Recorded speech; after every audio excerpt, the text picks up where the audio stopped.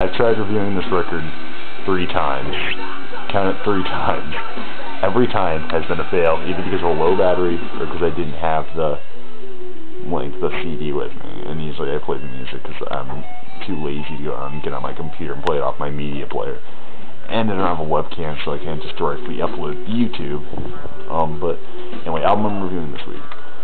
I got, first off, anyone who actually does watch anything I review, all 2 of you out there, I was gone for, I didn't have access to any sort of camera or music player for 3 weeks, so sorry, but anyway, so album I'm doing something else other than grunge.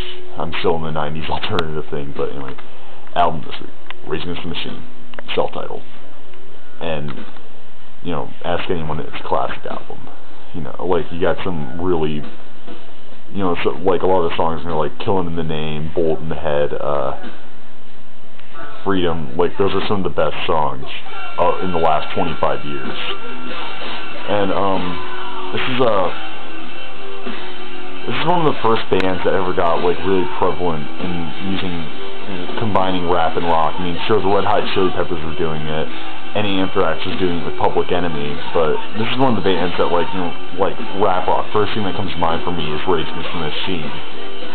And for a while, I hated Rage Against the Machine because of the whole rap rock thing. I mean, I never bothered listening to them, but I kind of, when I was 14, I kind of this whole big blind hatred of rap. And, so, I automatically assumed, okay, Rage Against the Machine, rap plus rock, they must suck. And I bought the album when I was 16, because I finally wasn't so uptight about it. And I listened to it, and I loved it, I mean, I was kind of into the Red Hot Chili Peppers at the time. I still like them, but not like them anywhere near as much as I like Rage Against the Machine. It's partly it's because, I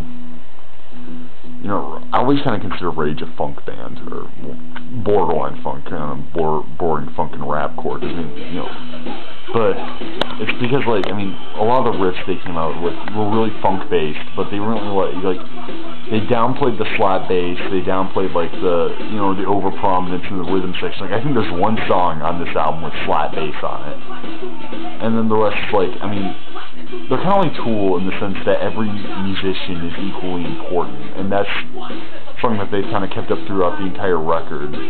And, this album is easily one of my favorite albums of all time.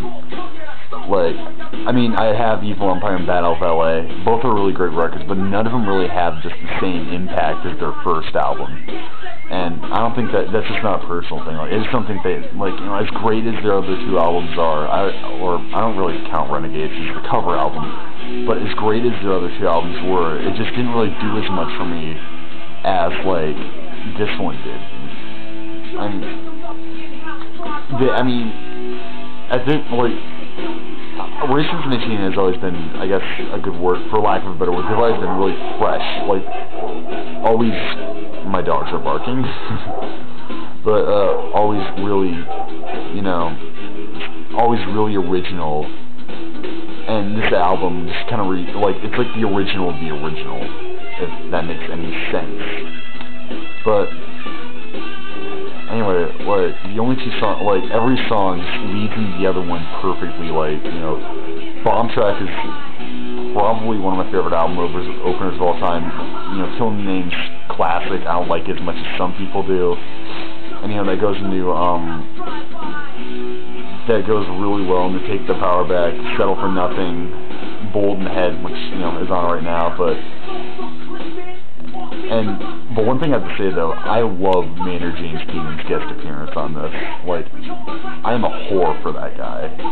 MJK is I don't know. I can't say anything without sounding I'm actually in love with him.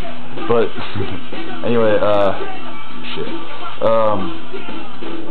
I kind of lost my train of thought. The only 2 songs on this that I really can't get into is Fistful of Steel and Township Rebellion. I don't know why. I guess it's just that's kind of those are the only 2 really low points of the album, the part where they just kind of seemed they were just trying to battle through that part of the album. After that, it's Freedom, and Freedom is a friggin' awesome album closer. But,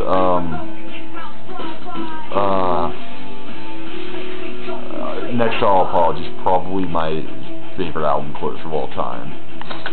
Some of the downsides of this record is it does get a tad bit repetitive, like, but that's only if you really listen to it a lot. And even then, like, it's like their message is essentially still the same with their lyrics, which is kind of the sad thing about their career. It's like, I mean, it's not that Zach De La Rocha is a bad lyricist.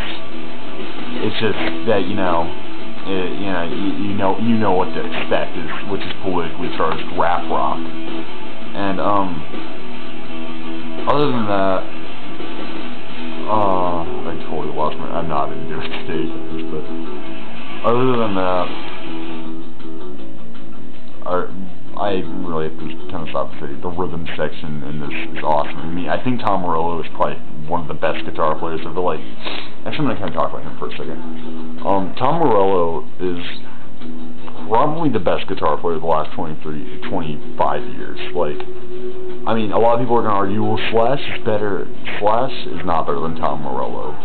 Like, Slash basically got big doing what Jimmy Page and Jimi Hendrix did 20, 30 years before him. Tom Morello got big doing whatever he got big on his own merit. Like, you know, he wasn't just repeating old Led Zeppelin riffs. He was, you know, like, you listen to this record, you get so many different influences. I mean, not only do you get, like, you know, NWA, you get some Jane's Addiction off this, you get, like, you get some Led Zeppelin. I mean, Wake Up has the most, like, Wake Up is probably one of the strongest songs of this record just because it's so Eastern sounding for an album that has a really urban flex kind of thing to it. So anyway, I'm going to score this 9.5 out of 10. This, like I said, one of the best albums I've ever heard. I mean,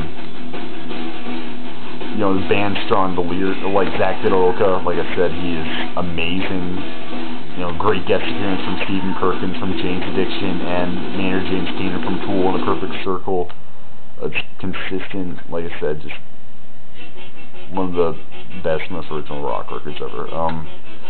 Comment, please, watch. Also, I mean, you know, watching my videos would be nice because I only have like 4 views on my Screaming Trees one.